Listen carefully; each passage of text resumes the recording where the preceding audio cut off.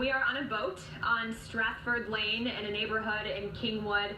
We are one of many boats that are out here searching these neighborhoods, trying to see if there's anybody still inside. If you want to take a look at just how high the water level is in this area.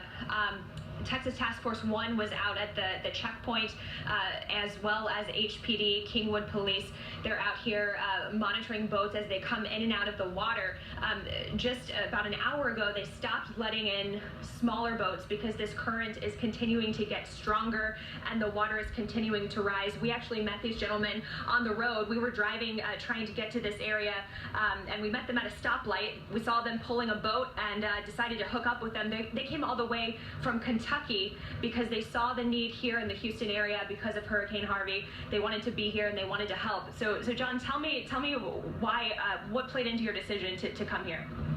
Well, I watched it on TV and I thought, there's got to be something I can do, you know. I laid down and I tried to sleep and I had a burden on my heart and I feel like God was telling me I need to come help. So I drove 18 hours, came down here and jumped in the water and been looking ever since, trying to help somebody, you know. We just come from a time in Kentucky where people used to love people and use things, and it seems like the world's graduated to using people and loving things, you know. And there's a lot of good people down here, I admit, though. I mean, I feel right at home down here. I miss my family, but I feel right at home. And where have you been in the last few days? What have you seen while in Houston?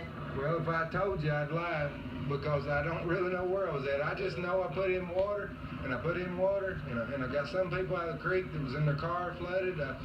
Well, we just put in over on by I-45. Anywhere that they would let us get in, we got in. And believe me, it's hard to get in, but there's reasons for some of it. I mean, the current's strong, and thank God we brought a bass boat with something to push us around. But some of these little boats are struggling with the current, and they're having to rescue the rescuers, you know, so that's why they're kind of cautious, I guess. But I'm just thankful that God can use me to do a little bit of something for somebody, and glad to meet you and glad to know you.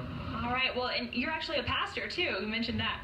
Well, I actually, at this time, I don't pastor. I'm just an evangelist, but I think pastoring, you have to have a heart for it. But I love people, but I just, not so much the social gathering or church, but I love evangelizing. I love God, and met up with my brother Danny here, and great man of God, and God just brought our paths together, and I just thank God for everything. There's people that fed us in Houston. We were going down the road from a rescue, and these people flagged us down and said, we can't do anything else, but we're barbecuing for all the rescuers. We stopped, and them people fed us.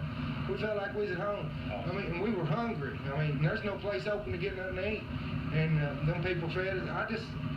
I just wanted to cry, man. I've never seen so much love in a place in my life as I've seen here, and I just thank God for the opportunity to do something for me. All right, well, we thank you for letting us come along with you so we can give you these pictures of what's going on in our city. So much love and so much devastation. Look at these cars. Water all the way up the side of them. So far, we have not been able to